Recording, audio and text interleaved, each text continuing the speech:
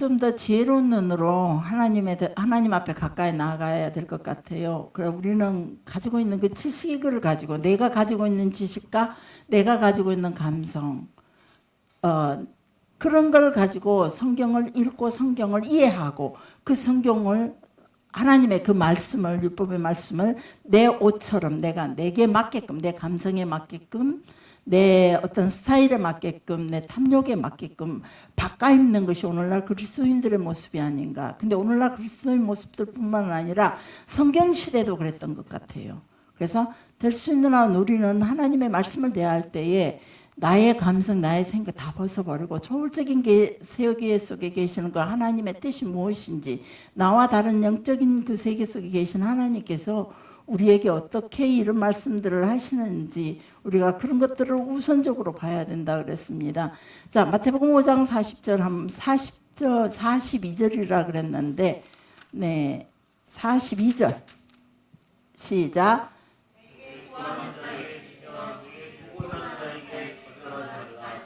네, 41절 볼까요? 시작. 또 누구든지 너로 억지로 오리를 가게 하거든 그 사람과 심리를 동행하고. 자, 이 말씀이 억지로 너희로 통해서 오리로 가게 하거든 그 사람과 심리를 동행하고, 이 말은 로마 시대의 그 문화에 맞춰서 만들어진 말이래요.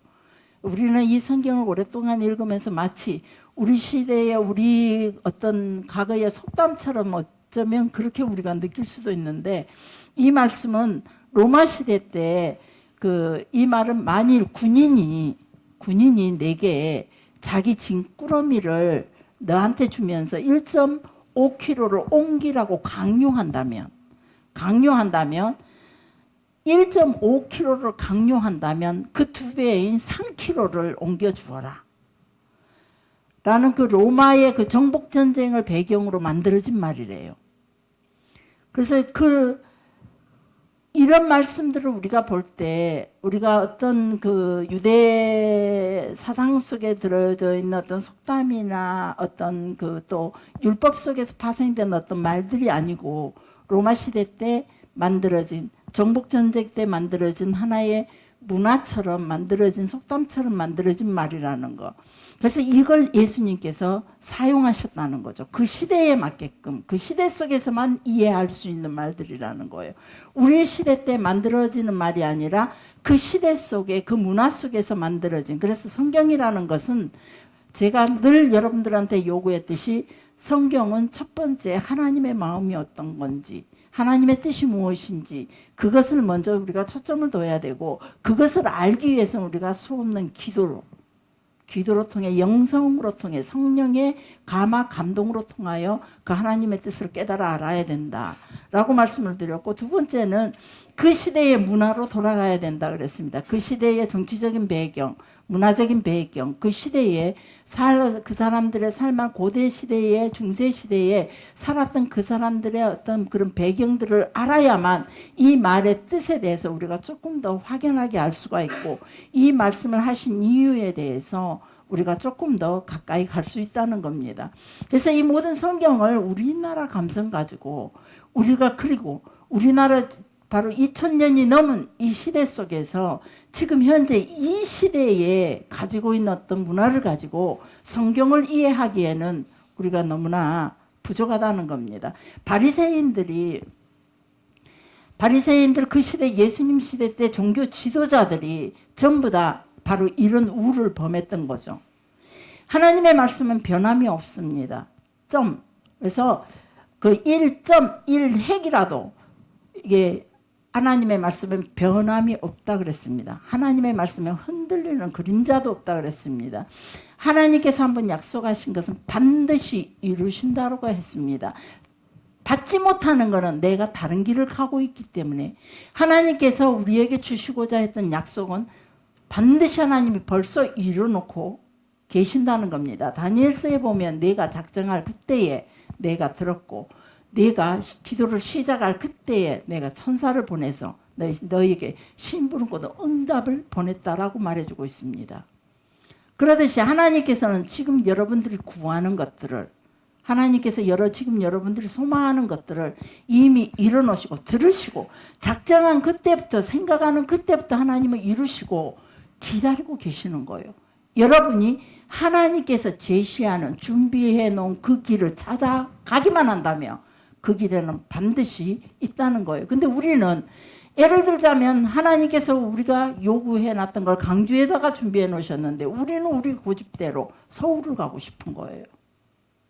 서울로 가야 더 큰 걸 이룰 수 있을 것 같고 서울로 가야 더 많은 것들을 가질 수 있을 것 같고 서울로 가야 내가 더 많은 엔조이를 즐길 수 있을 것 같고 그래서 서울 쪽을 선택을 한다는 거죠. 아니면 반면 게을러서 그냥 나는 이곳에서 이대로 눌러서 이대로 있겠다. 그러냐 하나님 내가 입만 벌리면 감남에서 홍시 뚝 떨어지듯이 떨어지게 해주세요. 뭐 이런 의도라든지. 그래서 항상 우리는 하나님과 나와의 그 관계 속에서 하나님의 뜻을 알기 위해서 늘 기도로 무장해야 된다는 거예요. 말씀과 기도로 늘 하나님의 뜻을 찾아가야 된다는 거예요. 우리가 하나님에 대해서 알려고를 안 한다는 게 문제가 되는 거예요. 이 시대 사람들이 가만히 보면은 하나님에 대해서 알려고 안 해요. 그래서 성경 공부가 귀찮아서 힘들어지고 모든 공예배가 바빠서 못 오고 하나님 앞에 내가 단독 이렇게 하나님과의 면담의 시간도 어찌됐건가 내가 바빠서 못하는 거예요. 그러다 보니까 하나님께서 예정하시고 작정하신 것들을 우리가 찾지 못하고 갖지 못하고 분명히 주님은 준비해 놓고 기다리고 계시는데 그래서 하나님은 변치 않는 분이라는 거예요. 하나님은 진리시라는 거죠. 절대 진리는 변할 수가 없어요. 이 땅에 진리는 없어요. 반드시 시대에 따라 모든 진리는 변했어요. 교육관 가치도 변했고 정치적인 어떤 문제든 모든 문화적인 것들이 늘 변하고 또 변하고 변하는 것이 이 세상의 시스템인 것 같아요. 사단의 시스템, 세상을 굴러가게 하는. 그래서 늘 변하지만 그러나 하나님은 절대 변함이 없으신 분이라는 것. 그래서 우리는 늘 하나님의 뜻이 무엇인지를 알아가야 성경에서 이 말씀하신 뜻은 앙가로라는 그 헬라어 말인 그 억지로 강제적으로 징발하다는 뜻을 가지고 있대요. 강제로 징발하다. 그래서 여기 너희를 억지로 오리를 가게 하거든. 이건 강제로 너희를 이렇게 징발하거든. 앙가로 억지로 하거든. 그래서 로마 군인들이 민간인을 징용해서 군수물자를 그 규정된 거리 1마일이라는 우리나라 거리로 5리 정도 된대요. 그래서 그 우리나라 치수로 약 그 정도 되는 거리 보통 성인의 1000보 이상이래요. 그런 길을 운반하게 했대요. 그럴 때 누구도 그 군인이 그렇게 말했을 때 로마에서 지정하기를 그 군인이 전쟁 중에 이런 걸 부탁했을 때 민간인은 무조건 해줘야 된다는 거예요. 우리는 지금 우리가 그렇게 한다면 아마 노동 착취, 강제 뭐 이런 모든 것들을 동원해서 몇 가지 범죄로 아마 고발할 거예요. 참지 못하고. 근데 이 시대 때는 그렇게 이런 것들을 당연시하는 법률화 시켜놨다는 거죠. 그래서 마태복음 27장 32절에 보면 구레네 시몬이 있어요. 시골에서 올라와 가지고 예수님이 십자가 지고 그 갈 때에 구레네 시몬에게 그 군인이 끌어다가 예수님의 십자가를 지게 했던 것이 바로 이 법에 적용됐다는 거죠. 이 법으로 적용해서 강제로 그렇게 했다는 거죠. 그래서 우리는 이런 거 너무 우리한테 만약에 우리가 이렇게 징용을 당하게 되면 강제로 징용을 당하게 된다면 아마 무고히 당한 것처럼 분노가 생기고 이런 경우 그 분노가 생기고 이런 경우 많이 힘들어하지만은 그러지만 예수님은 제자들에게 너희들이 가져야 할 자세는 앙심을 품거나 복수심에 불타는 것이 아니라 그들에게 도움을 주라 이런 의도를 가지고 있다는 거죠. 그래서 마태복음 5장 42절에 보면 내게 구하는 자에게 주고 꾸고자 하는 자에게 거절하지 말아라. 이거는 이제 무이자로 빌려주기도 하고 관대하게 마음과 어떤 그 관대한 우리의 그 마음과 정신을 가지고 그들에게 때로는 안 받을 걸 각오하기도 하고 빌려주기도 하고. 그래서 이런 내용들을 우리가 담고 있다는 건 우리가 수도 없이 설교도 들어왔고 그렇게 인식하고 있어요. 그렇지만 실제로 그런 삶을 살지 못하고 있죠. 네, 이 말씀은 또 우리가 또 반면 또 생각해 보면 달라고 하는 자에게 무작정 돈을 주라고 명령하신 것은 아니에요. 이들의 법에 의하면은 구제하는 것도 자기 삶에 프로테이즈가 있어요. 내 삶이 내가 남만 구제하다 보면 내가 또 구제를 받는 자가 되다 보니까 그런 상황이 와서는 안 된다. 그래서 우리가 구제를 하되 삶의 어느 정도를 가지고 구제를 해라. 우리의 삶에 방해되지 않는 선에서. 그래서 무작정 달라는 사람에게 다 무조건 줄 수는 없다는 거죠. 그리고 또 살인자에게 칼을 달라고 해서 그 칼을 우리가 줄 수는 없는 문제예요. 아주 심사숙고할 문제죠. 또 어린아이가 위험한 칼이라는 도구를 원했을 때 우리가 그런 것도 우리가 깊이 생각해 봐야 할 문제라는 거예요. 함부로 줄 수 있는 물건은 아니에요. 근데 여기서 이 모든 말씀들을 종합해 보면 예수님께서 이런 말씀들을 통해서 우리에게 주시고자 하는 그 원하는 것은 무엇이냐면은 바로 우리가 예수님과 같은 똑같은 마음, 똑같은 심정으로 예수님을 닮아가는 그런 모습을 가지고 가난한 자, 우리에게 도움을 청하는 자, 우리에게 강제 징역을 한다 할지라도 예수님의 마음으로 그들을 도우라는 거예요. 종종 제가 이런 이야기를 하죠. 우리 아이들에게 늘 제가 키우면서 이런 이야기를 했다 그랬어요. 자, 네 손에 있는 거를 절대 하영아 뺏기지 말아라. 우리 하영이가 그 때문에 많이 울었어요. 물론 은성이나 호성이도 그런 부분에서 희생을 많이 했죠.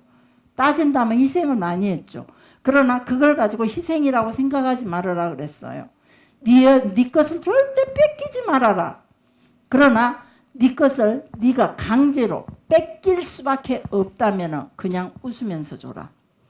네가 눈물과 분노로 그거를 빼앗긴다면 너는 결코 네가 따먹을 수 있는 것은 너의 열매는 눈물과 분노뿐이다. 내가 눈물과 분노로 강제로라도 심었으니 너의 그 열매는 삶의 열매는 분노를 심었으니 분노의 열매를 먹게 돼 있고 눈물로 심었으니 눈물, 원망으로 심었으니 원망의 열매를 먹을 수밖에 없다는 거죠.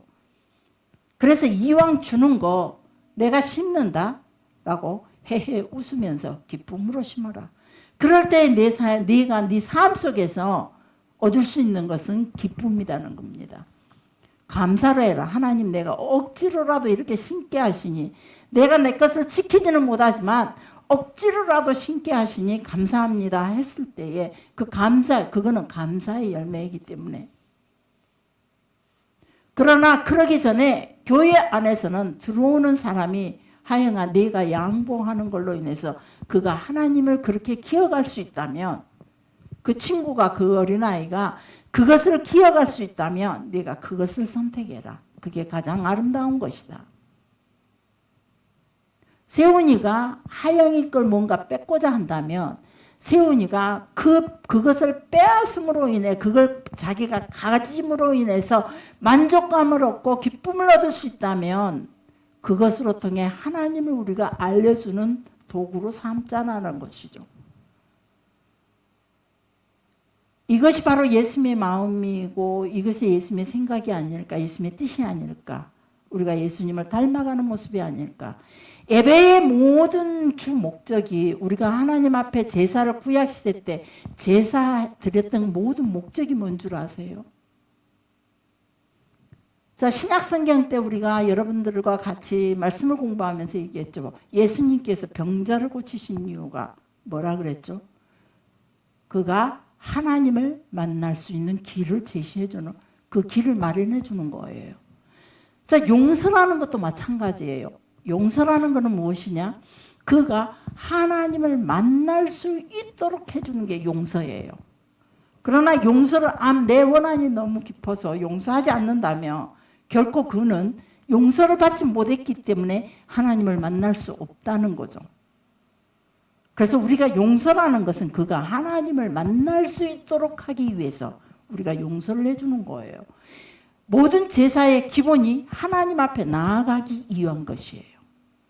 모든 제사, 구약의 제사가 하나님께서 제시해 주시는 모든 규례와 법칙들이 하나님 앞에 나아가는 길, 그 길을 제시해 주는 거죠.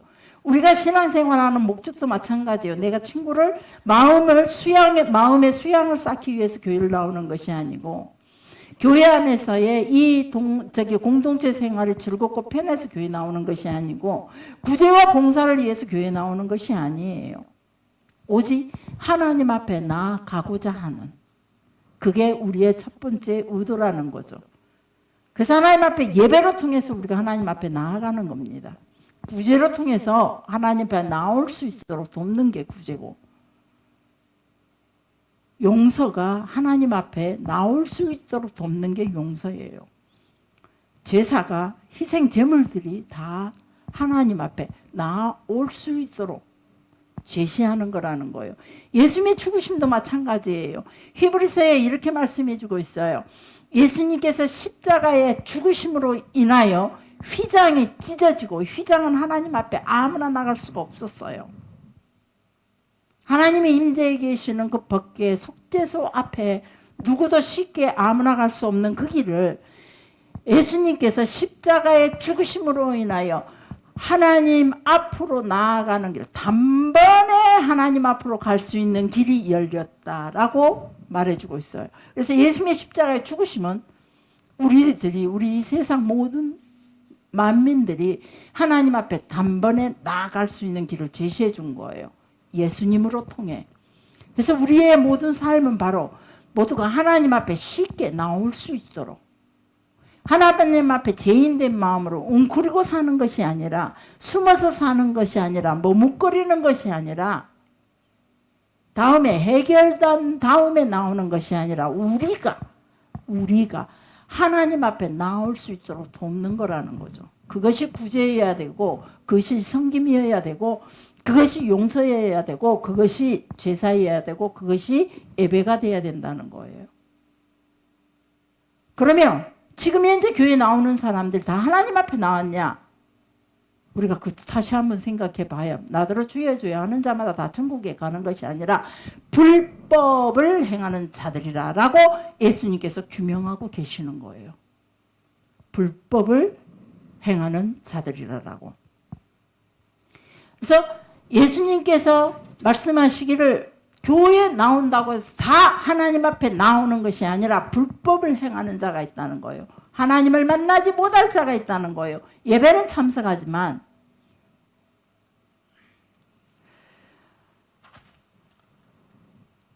넷제르라는 히브리어 단어가 있어요. 이게 혹시 무슨 단어인지 아세요? 넷제르. 아마 설교를 들어와서 기억하신다면 조금 넷제르.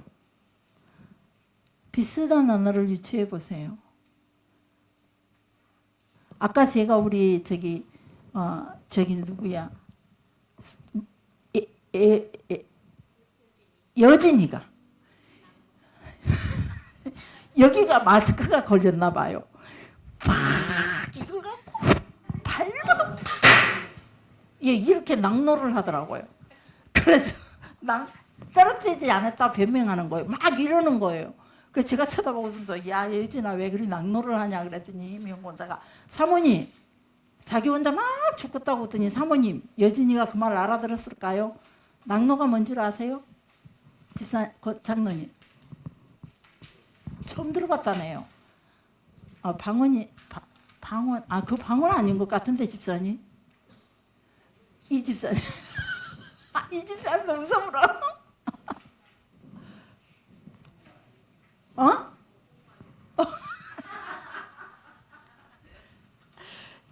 이명건사 똑똑하게 나 오늘 인정할게.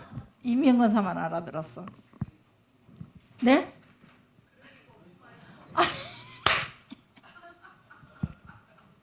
자, 안 들어봤으니 여러분들은 모르겠네요. 자, 그럼 넷째는 들어봤을 텐데 기억하십시오. 안 들어봤는 말도 옥곡말이라고 했으니 넷째가 무슨 뜻이에요? 그것도 아셔야죠.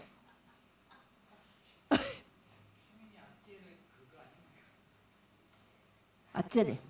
아째레하고 또 다른 의미입니다. 그 넷째르란 말이 나사렛.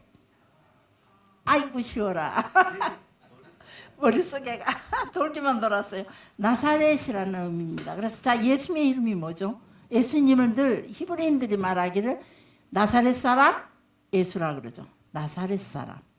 자, 이 나사렛, 이 넷째르란 단어가 히브리어로 여러 가지를 말해주고 있어요. 나시린. 자, 나시린이 뭐죠? 하나님 앞에서 거룩하게 구별된 사람, 나지르. 나지르라고 하면서 그런 낯자리라는 어음을 같이 쓰고 있죠. 자, 지팡이도 마찬가지입니다. 지팡이도 넷째르라는 음을 가지고 있어요. 그리고 싹, 이세 아들에서 나온 그 싹도 역시 넷째르라는 단어를 가지고 있어요. 자, 그래서 이 말씀이 결국 무슨 뜻이냐면 이스라엘을 온전히 인도하기 위해서 다윗의 뿌리에서부터 나온 한 구별된 사람, 메시아라는 뜻이라는 거죠. 똑같은 단어를 가지고 있어요. 이 넷째르라는 단어가 나시린, 지팡이, 싹, 뭐 이런 모든 것들, 그리고 나사렛 동네가 넷째르고. 자, 그런데 이스라엘 사람들이 이사야서에 보면 분명히 이사야서 11장 1절에 보면 이새의 줄기에서 한 넷째르가 나고, 히브리 언어로 따지면 그래요. 넷째르가 나고 다윗의 뿌리에서 그 가지가 결실할 것이요. 이사야 11장 10절에 보면 이새의 뿌리에서 여기도 역시 한 싹이 나오고 그랬는데 이또 넷째르가 나고, 히브리 언어로 따지자면 넷째르라는 단어를 쓰고 있다는 거죠. 그래서 만민의 기치로 설 것이요 열방이 그에게로 돌아오리니. 이것도 전부 다 예수님을 가리키는 말이에요. 스가랴서 6장 10절에 보면은 여기도 역시 보라 싹이라고 이름하는 사람이 돋아나서 싹이라고 이름하는 사람이 돋아나서 여호와의 전을 건축할 것이라라고 기록되고 있어요. 여기도 역시 넷째르란 단어를 쓰고 있어요. 그래서 성경에서 예수님을 이새의 뿌리에서 난 넷째르, 때로는 지팡이, 넷째르라는 이런 언어들로 수없이 나시린이라는 넷째르 이런 뜻을 가지고 수없이 예수님에 관해서 예언을 하고 있습니다. 그래서 마태복음 2장 23절 한번 보시게요. 해줘보세요. 마태복음 2장 23절. 자, 읽어보십시오. 나사렛이란 동네에 가서 사니 이는 선지자로 하시는 말씀에 나사렛 사람이라 칭하리라 하심을 이루려 함이로라. 아멘. 이게 혹시 여러분 성경에 보면은 그 옆에 간주가 그 거석이 이렇게 적혀져 있는 사람 있나요? 예, 주석처럼. 예, 뭐라고 써졌어요? 신명기로 돼 있어요. 사도행전이 아니고 이사야입니다. 이사야. 네. 11장 1절의 내용이 뭐였죠? 그러니까 이걸 읽으려면 넷째르란 동네에 가서 사니 이는 넷째르 사람이라 칭하리라 이 뜻이에요. 그러면 이사야서로 한번 가서 보세요. 이사야서 다시 조금 전에 11장 1절. 자, 화면에 나옵니다. 시작. 이새의 줄기에서 한 넷째르가 나며 이렇게 기록해져 있단 말이에요. 그래서 같은 의미를 가지고 이렇게, 그러니까 신약성경 예수님 시대 때 이 이사야서의 성경에서 끌어다가 사용한 단어가 바로 이 넷째르란 단어예요.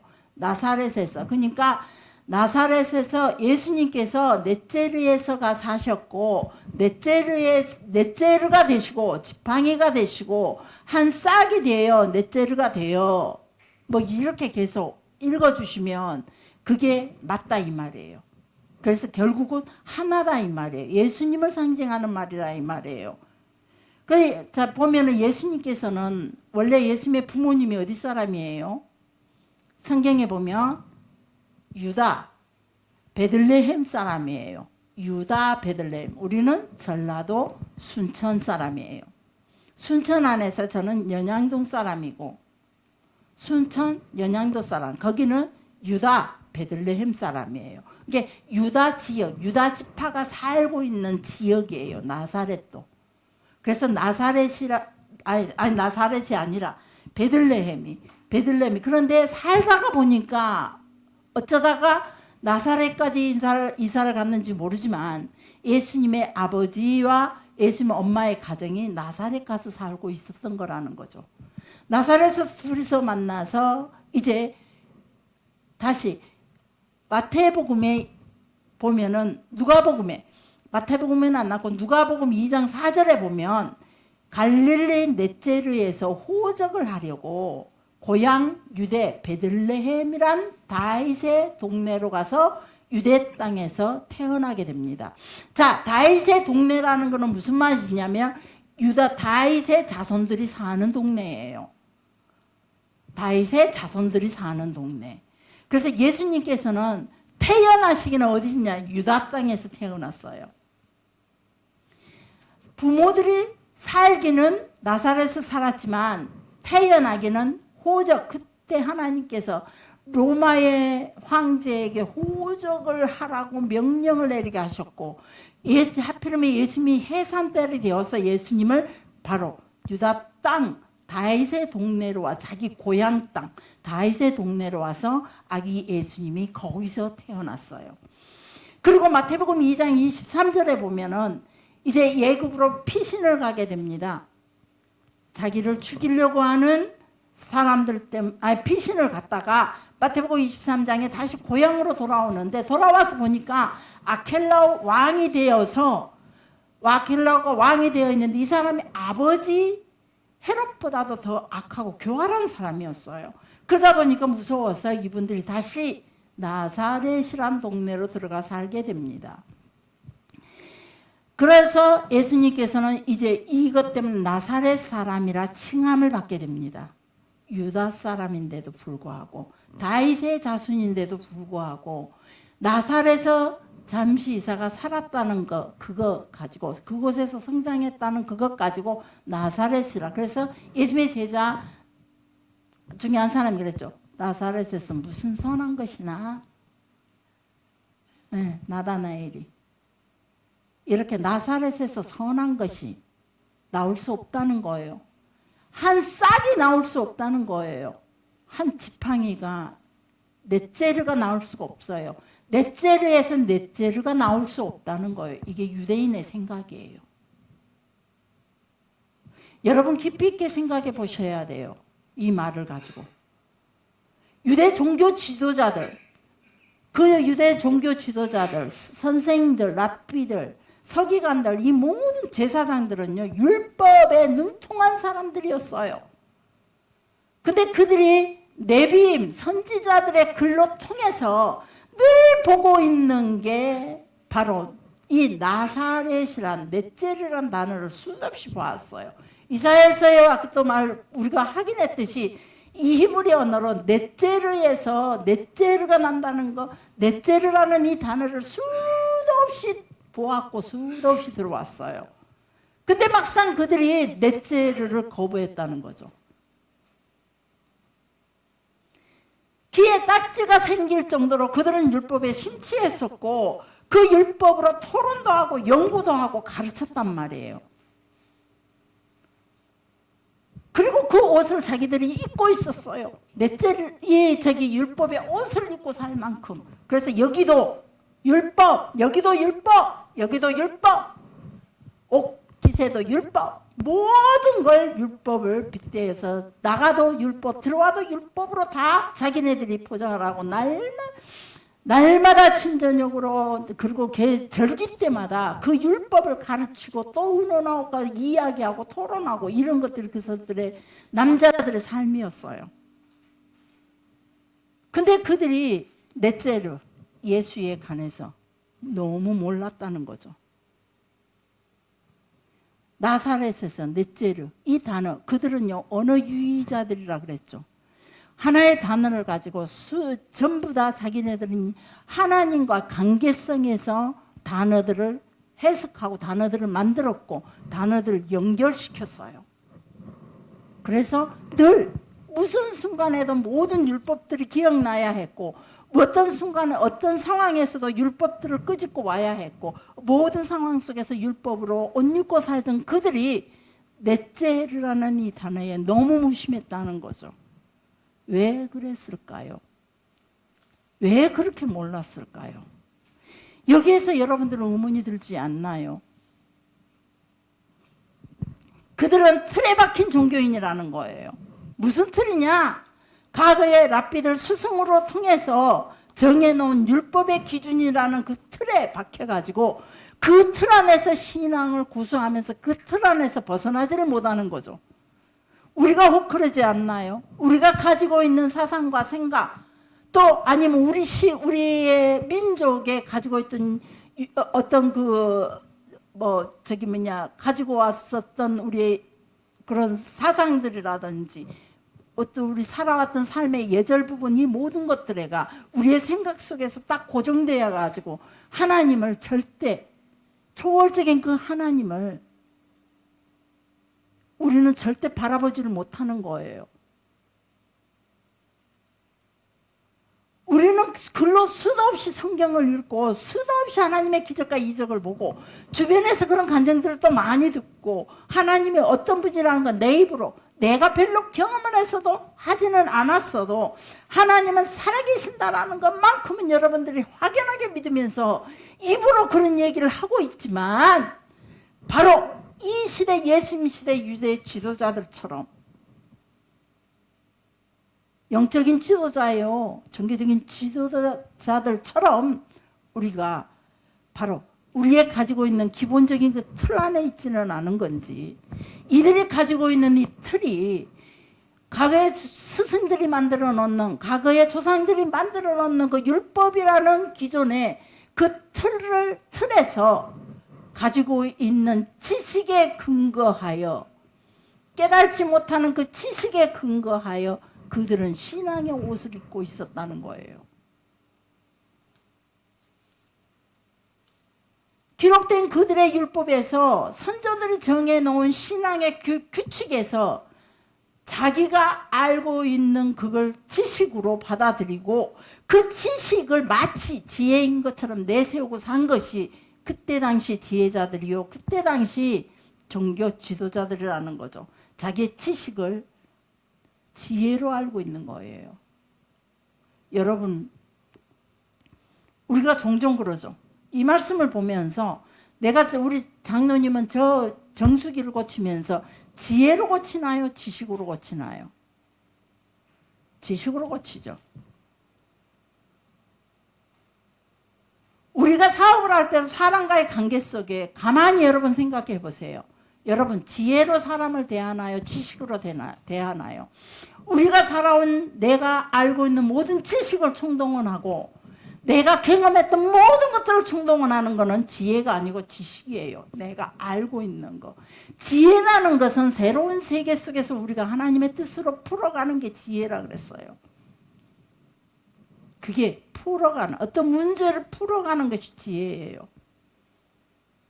내가 알고 있는 지식을 가지고 말하는 거는, 내가 경험했던 걸 가지고 말하는 거는 지혜가 아니에요. 지식이에요.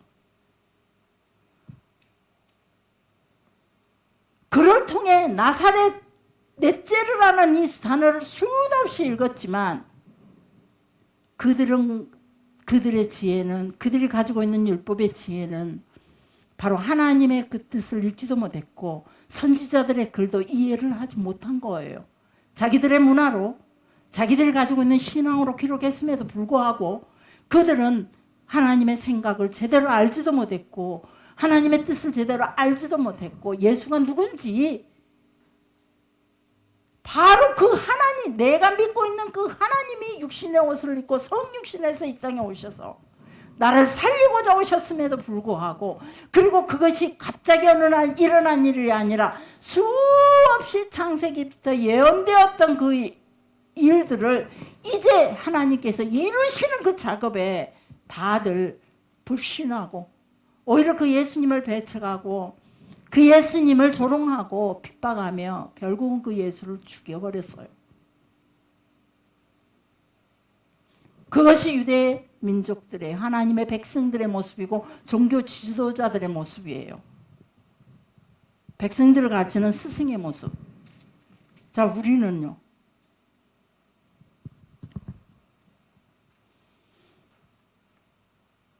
틀에 박힌 종교인으로 우리가 무언가를 판단하려고 하지 맙시다. 전에도 한번 그랬죠. 기도하지 않고는 기도하는 사람들이 결정하며 가는 길엔 이렇게 막지 말으라고. 왜? 기도가 그만큼 무서운 거예요. 하나님의 뜻을 알아가는 거. 하나님이 원하신다면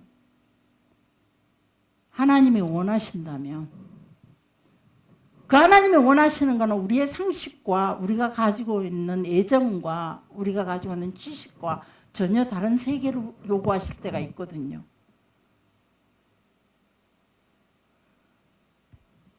우리는 무엇으로 하나님의 뜻을 그의 열매로 그들을 알리라라고 예수님께서 말씀하셨던 것처럼 말씀 속에 순종하며 사는 사람이라면 우리가 그런 모든 삶 속에서 조금은 우리가 그 기도하는 사람의 문제가 말씀 속에 순종하고 사는 사람이라고 믿어진다면 여러분이 절대 컷이라는 단어는 쓰지 않아야 된다는 거죠.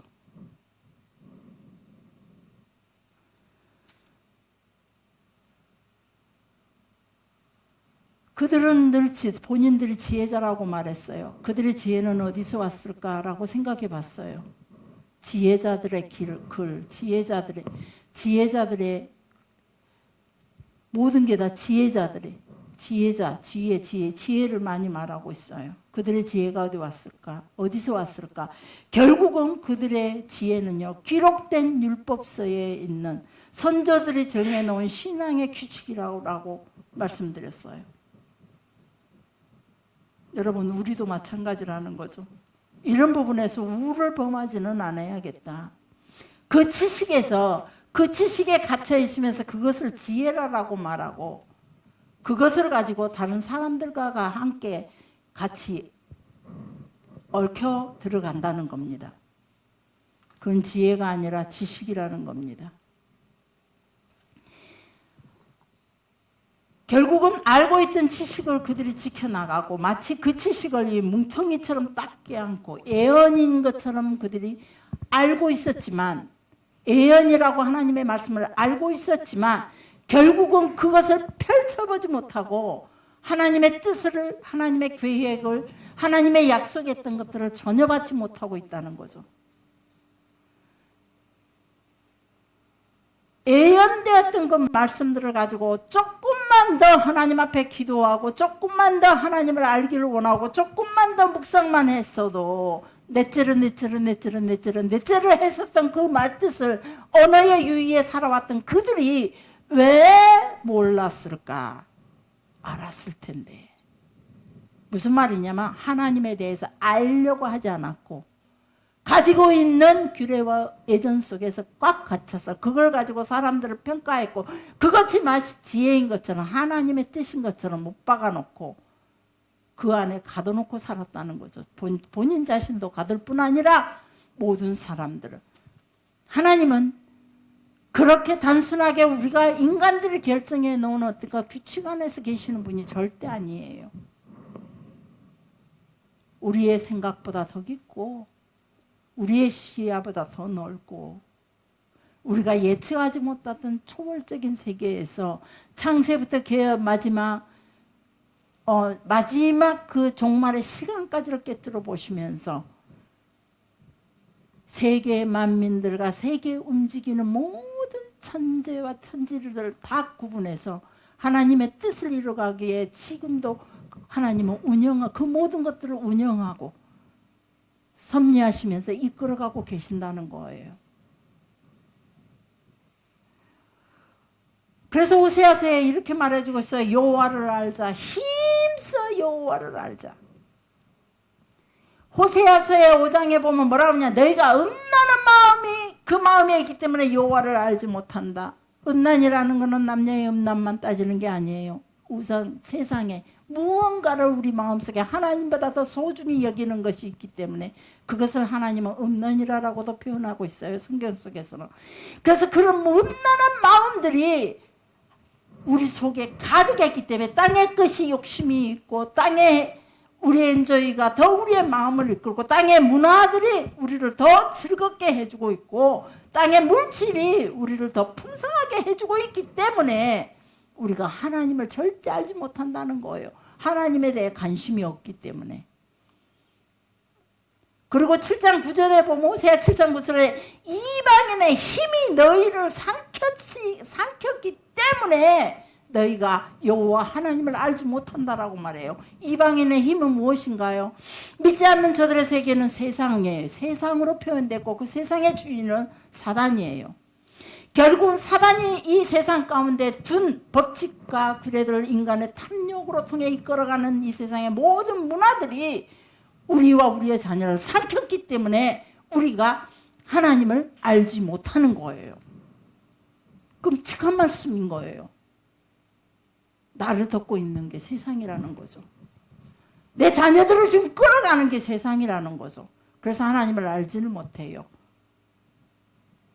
너희가 망한 것은 바로 하나님을 알지 못해서 여호와 하나님을 알지 못해서 너희가 망했다라고 호세아가 한탄을 하는 거예요. 그러니 여호와를 알자, 하나님을 알자, 힘써서 하나님을 알자라고 말씀해주고 있는 거예요.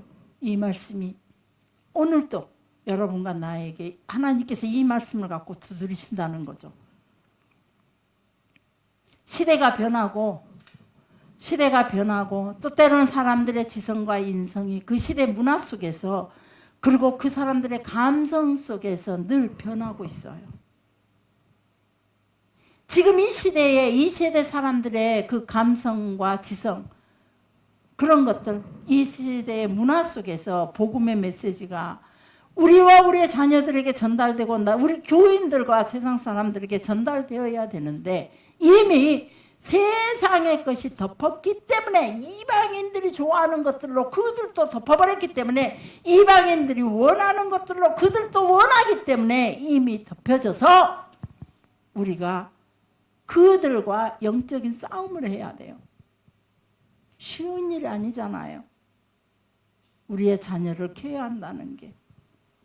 우리의 자녀를 구원의 자리에 하나님 앞에 영원히 끝까지 우리는 확실하게 믿는 거는 우리의 마지막이 어디가 있느냐? 하나님 앞에 있어요. 하나님께로 났으니 하나님께로 돌아가게 돼 있죠.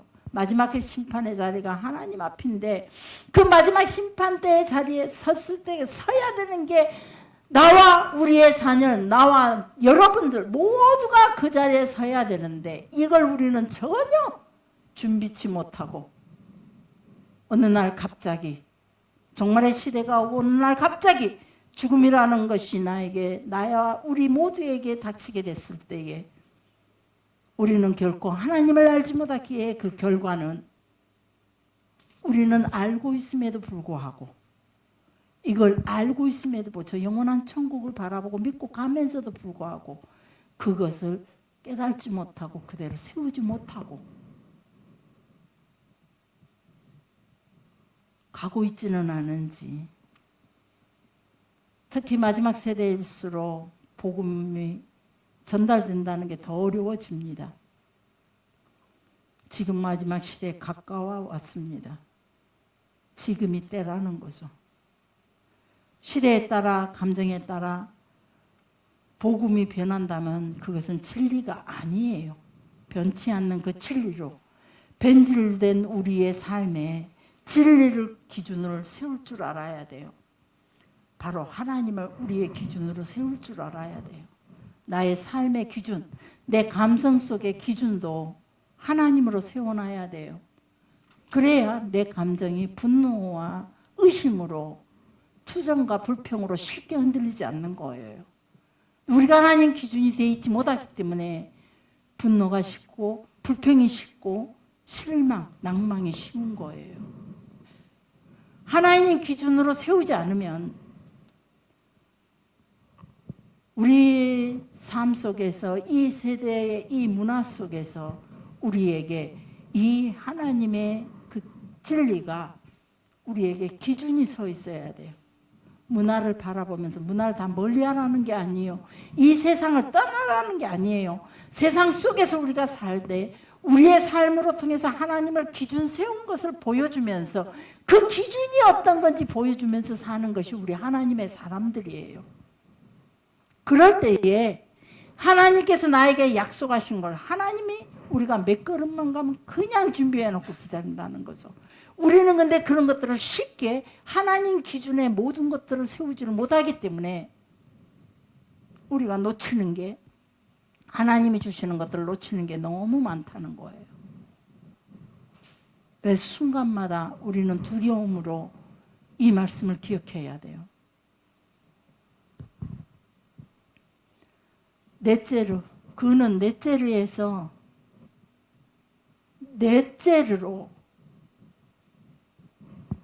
넷째르가 나와서 넷째로 이스라엘을 인도하시는 분으로 오셨다는 거예요. 무슨 말이냐?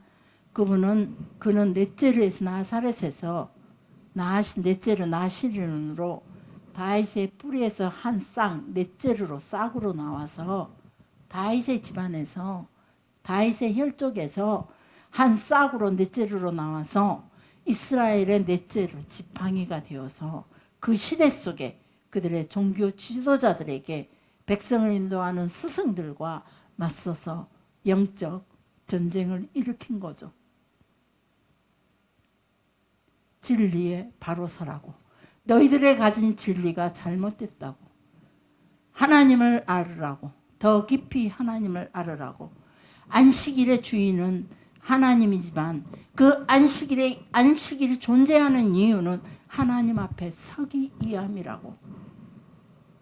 그들이 가지고 있는 규례와 그들이 가지고 있는 예전으로는 도저히 용납하지 않았던 그런 일들을 예수님께서 행하시면서 하나님이 원하시는 것은 바로 생명이라는 것.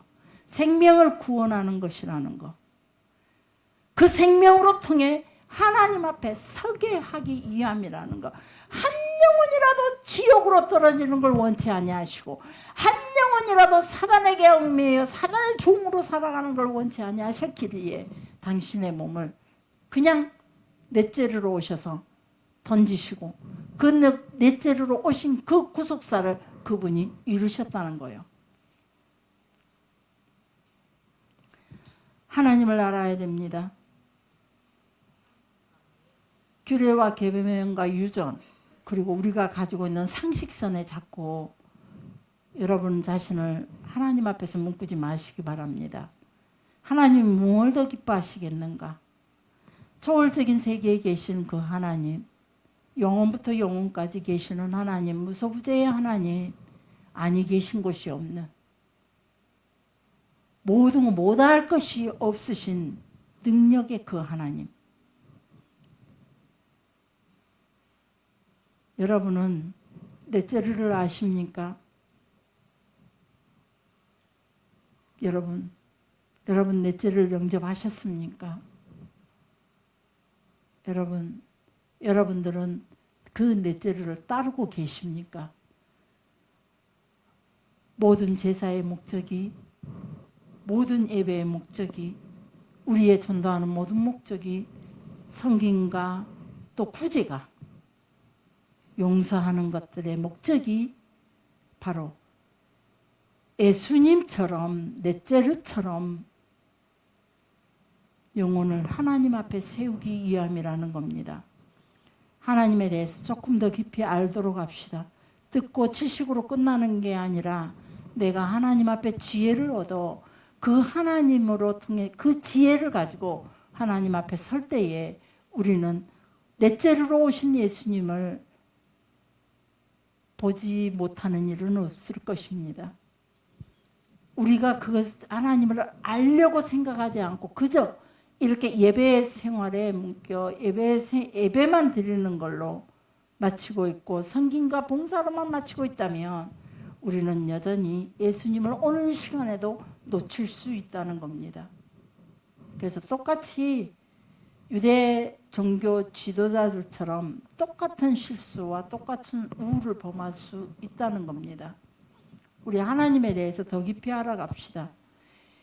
힘들고 어려워도 하나님에 대해서 더 깊이 알고자 집에서도 성경 좀 읽으시고 공부했던 거 다시 한번 반복해서 보시고, 그래서 이번에 하나님에 대해서, 말씀에 대해서 얼마나 안지 12월 31일 날 판가름 한번 해봅시다.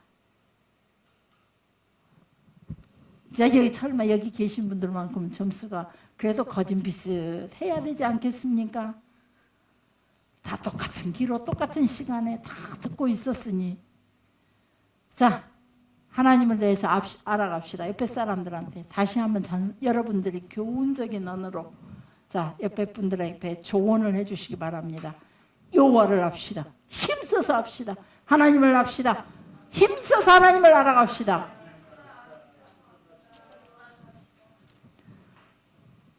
이 집사님은 혼자 알아가려고 말 안 했지라.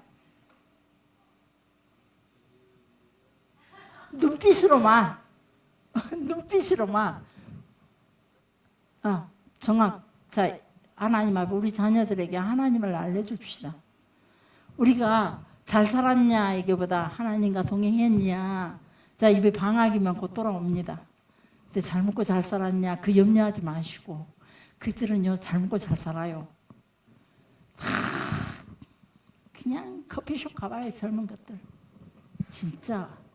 그 어디 식당도 가보면 젊은 애들요 기가 막혀요. 아끼는 거 없이 씁니다.